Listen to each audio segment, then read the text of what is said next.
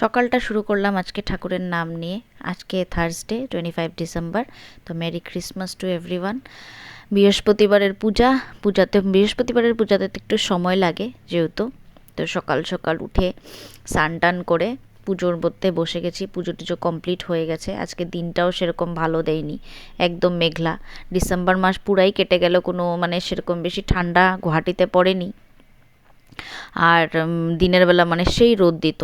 তো আজকের থেকে দেখি অল্প মেঘলা মেঘলা ওয়েদার করে রেখেছে। দেখো ওয়েদারটা কীরকম মেঘলা করেছে, একদম পুরো অন্ধকার, রোদের কোনো নাম টাম কিছুই নেই। দিবে জেনারেলি এই 25 ডিসেম্বরের থেকে একটু মেঘলা মেঘলা করবে, জানুয়ারিতে অল্প ঠান্ডা ফেলবে।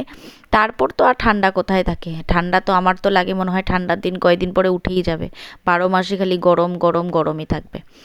তো ঠাকুরের জন্য আমি এক্সট্রা করে কোনো মালা বা ফুল কিনি না। ছাদের মধ্যে কয়টা ফুল লাগিয়েছি, গেন্দা ফুল আছে, জবা ফুল আছে, লাল গেন্দা, হলুদ গেন্দা, অরেঞ্জ কালার। তারপর আসলাম ব্রেকফাস্ট বানাতে। ব্রেকফাস্টে আজকাল সকাল সকাল খাচ্ছি ওটস, কোনো সময় রুটি, কোনো সময় ম্যাক্রনি, কোনো সময় পাস্তা, এসবই খাচ্ছি। আমি আগে ভাত খেতাম, এখন ভাত টোটালি বন্ধ করে দিয়েছি। তো আজকে রুটি ছিল আর সঙ্গে ছিল আলু মটরের সবজি। তো বিকালবেলা অল্প বের হবো কারণে খালি ব্রেকফাস্টটাই বানিয়েছি, আজকে হাজব্যান্ডের টিফিন আর বানাইনি। তো তারপর বিকালবেলা যাচ্ছিলাম, আজকে ভেবেছিলাম যাব ইসেতে ক্রিসমাস।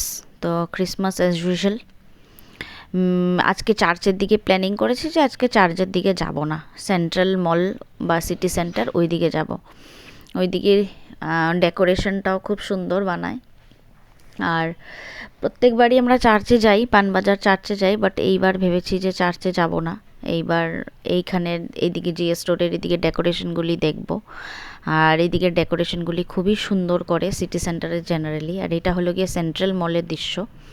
সেন্ট্রাল মলে এই যে দেখো বাচ্চাদের জন্য ট্রাম, তারপর ট্রেন, ইঞ্জিন, আর এখানে স্যান্টা বানিয়েছে। Santa decorated with food items, একদম গিফট আইটেমস। তারপর এই যে দেখো বড় বড় হরিণ, এইসব বানিয়েছে। ভালোই, সেন্ট্রাল মলের বাইরের দিকটা ভালোইভাবে ডেকোরেট করেছিল, বাট ভিতরে সেরকম কিছু করেনি। আর সব বাচ্চাগুলি এখানে স্যান্টা ড্রেস পরে পরে সুন্দরভাবে স্যান্টা সেজে সেজে আসছে। তো 24 ডিসেম্বরে সব স্কুলের মধ্যেও এইসব প্রোগ্রাম থাকে, ফ্যান্সি ড্রেস টাইপের আর কি। সব বাচ্চারা স্যান্টা ড্রেস পরে পরে স্কুলে যেতে হয়।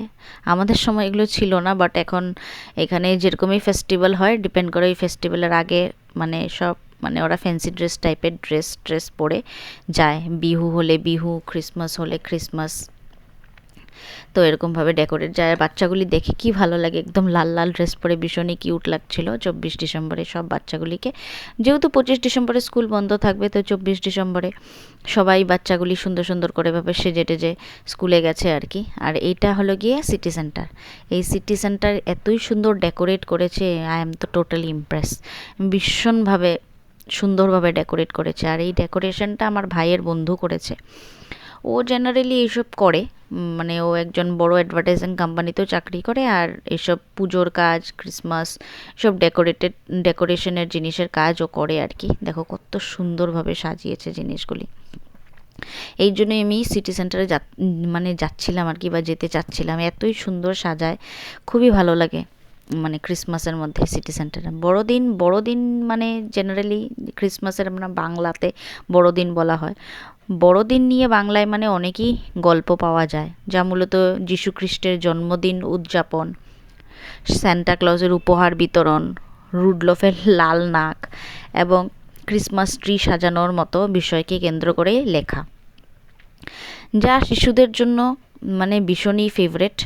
বাচ্চাদের জন্য ওরা ক্রিসমাস খুবই ভালোভাবেই সেলিব্রেট করে আর খুব এনজয় করে ওরা। বাচ্চাদের জন্য তো আর সেরকম কোনো কিছু নেই, কে কে হিন্দু, কে মুসলিম, কে খ্রিস্টান, ওদের জন্য তো সবই একই। আর জেনারেলি রিলিজিয়ান নিয়ে তর্ক বিতর্ক করার মাঝখানে তো আমি নেই। আমার এইসব ভীষণই ভালো লাগে যখন সব মানুষরা এক জায়গায় হয়ে ইউনিটি হয়ে সব কিছু, সব ফেস্টিভ্যাল সেলিব্রেট করে। ঈদ হোক, ক্রিসমাস হোক, পূজা হোক, সেই জিনিসটা ভালো লাগে আর কি। তো ক্রিসমাস নিয়ে ছোট্ট একটা স্টোরি বলি, যেটা আমরাও শুনেছি। একটা ছোট্ট মেয়ে ছিল যার নাম ছিল মিতু। মিতু খুব ভালো মেয়ে ছিল, কিন্তু তার ছিল না কোনো টয়েস বা কোনো খেলনা বা কোনো খেলনা করার জিনিস আর কি। বড়দিনের আগের রাতে মানে ক্রিসমাসের আগের রাতে সে স্যান্টা ক্লজের কাছে প্রার্থনা করলো, প্রিয় স্যান্টা, আমার জন্য খেলনা না দিলেও চলবে, কিন্তু আমার বন্ধুদের জন্য যেন উপহার থাকে, কারণ তারা খুব গরিব। স্যান্টা তার কথা শুনে খুব খুশি হলেন। তিনি মিতুর জন্য খেলনার বদলে অনেক নতুন বই আর পেন্সিল নিয়ে এলেন, যা দিয়ে মানে মিতু আর তার বন্ধুরা মিলে ছবি আঁকতে পারত। স্যান্টা বুঝিয়ে দিলেন ভালোবাসা আর খুশি ভাগ করে নেওয়া বড়দিনের আসল আনন্দ, মানে ক্রিসমাসের আসল আনন্দ। ক্রিসমাস তো আমরা এরকমভাবেই সেলিব্রেট করি না। আজকের জন্য এতটুকুই, টাটা।